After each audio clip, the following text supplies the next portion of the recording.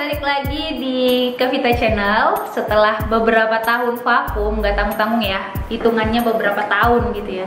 Akhirnya aku kembali lagi, aku ingin memberikan informasi, sharing tentang apa yang aku punya kepada teman-teman sekalian.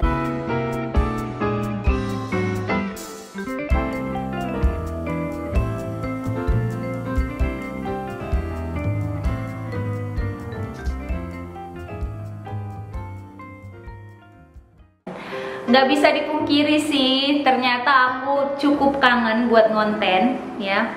Dan aku memutuskan untuk ya kembali mengaktifkan channel YouTubeku ini. Semoga teman-teman masih setia menonton. Nah, jadi apa yang aku lakukan beberapa tahun ini? Ya, aku vakum ngonten karena aku sedang menyelesaikan kemarin ya, tahun 2022 aku sedang menyelesaikan disertasiku ya. Kebetulan kemarin itu aku sedang mengambil kuliah S3 dan aku punya target untuk lulus di tahun 2022. But finally, alhamdulillah akhirnya aku bisa memperoleh gelar doktor tepatnya di Juli tahun 2022. Itu ya sekitar lebih kurang 2 tahun yang lalu lah ya. Nah, di kesempatan kali ini tuh aku pengen berbagi ya kepada teman-teman semua tentang bagaimana sih tips dari aku untuk cepat menyelesaikan disertasi. Karena itu simak pembahasan kita kali ini sampai selesai. Tidak bisa dipungkiri lagi bahwa jenjang S3 itu adalah impian ya dari kebanyakan orang yang ada di masyarakat kita saat ini. Salah satu tantangan terbesar dalam menyelesaikan S3 ini adalah fase dimana kita harus menyelesaikan apa yang kita sebut dengan disertasi. Dan ini adalah sifatnya wajib. Ketika kita ingin lulus S3, maka disertasi itu harus juga selesai kita kerjakan gitu ya. Namun kadang-kadang mahasiswa yang mengambil S3 ini adalah mereka yang rata-rata sudah punya pekerjaan atau kesibukan di luar. Karena itulah membuat disertasi menjadi sebuah tantangan dan problematika yang harus mau tidak mau harus diselesaikan. Karena tidak sedikit juga loh mahasiswa S3 yang putus di tengah jalan karena kesibukannya yang tidak bisa menyelesaikan disertasi sehingga menyerah dan tidak menyelesaikan kuliahnya sampai selesai. Itu banyak sekali terjadi, termasuk teman-temanku sendiri. Pada dasarnya sih menulis disertasi ini bisa dibilang sulit ya, tapi juga tidak sesulit yang kita kira ya. Mungkin sulitnya hanya dalam hal memanajemen waktu ya, memanage waktu itu mungkin sulit. Tapi ada beberapa tips dan step yang bisa kita ikuti jika kita ingin cepat menyelesaikan disertasinya. Yang pertama adalah seorang mahasiswa S3 itu harus punya manajemen waktu yang baik. Ya, aku paham ya, karena aku juga pernah mengalaminya, dimana aku harus memanage waktu antara kuliah dan bekerja.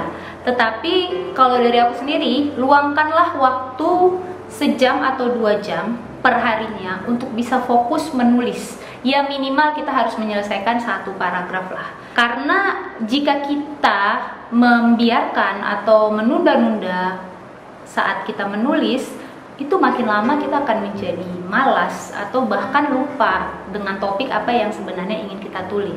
Kunci yang kedua adalah komunikasi intens dengan promotor. Jadi ini penting sekali. Yang biasa dihadapi adalah keengganan untuk berkomunikasi intens dengan promotor ya. Mungkin itu bisa disebabkan dari kurang nyambungnya kita dengan promotor, atau kita menganggap bahwa promotor itu belum sesuai dengan apa yang kita inginkan. Tapi itu harus dihilangkan teman-teman, karena mau nggak mau mereka lah yang akan membantu kita sampai kita selesai. Yang ketiga dan yang paling utama adalah membangun motivasi. Ya, membangun motivasi ini bisa kita bangun dengan pertanyaan-pertanyaan, untuk apa saya S3? Untuk apa saya harus selesai cepat? Nah, itu harus kita bangun mulai dari kita bangun tidur ya sampai kita memejamkan mata. Nah, dengan begitu motivasi diri akan terus terbangun. Nah, cara yang kedua adalah kita bisa melihat teman-teman kita sudah menyelesaikan S3 mereka, ya kan? Kita bisa melihat bagaimana kelegaan mereka. Nah, itu mungkin bisa menjadi motivasi yang membangun diri kita untuk cepat menyelesaikan disertasi kita. Terus yang selanjutnya adalah kita harus disiplin dalam membaca jurnal. Jadi dalam disertasi ini kita bukan hanya dituntut untuk menulis apa yang ingin kita tulis atau permasalahan apa yang ingin kita kaji, tapi kita juga harus disiplin dalam membaca jurnal, karena jurnal itulah nanti yang akan membuka perspektif baru dalam membantu penyelesaian disertasi kita. Selanjutnya adalah kita harus memperluas jaringan.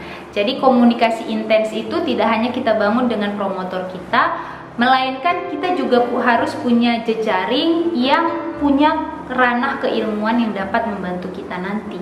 Misalnya, kalau saya ranah keilmuan sastra, maka saya akan membangun jejaring orang-orang yang paham atau yang menjadi atau orang-orang yang expert di bidang sastra atau juga expert di bidang kajian yang saya ambil. Ya, misalnya kita mengambil kajian sastra tapi berperspektif gender, maka kita bangunlah jejaring dengan orang-orang yang mengerti atau memahami tentang kajian gender seperti itu. Jadi tidak terbatas pada promotor kita saja, kita juga harus membuka berbagai perspektif untuk menyelesaikan disertasi kita. Mungkin itu aja sharing dari aku terkait dengan bagaimana cara menyelesaikan disertasi agar selesai tepat waktu. Jadi bagi teman-teman yang ingin diskusi tentang ini, tentang kendala teman-teman dalam menyelesaikan disertasi, boleh sharing di komen. Jangan lupa subscribe channel saya, terus pantengin, insya Allah saya akan selalu sharing yang bermanfaat buat teman-teman. Sampai jumpa lagi, dah.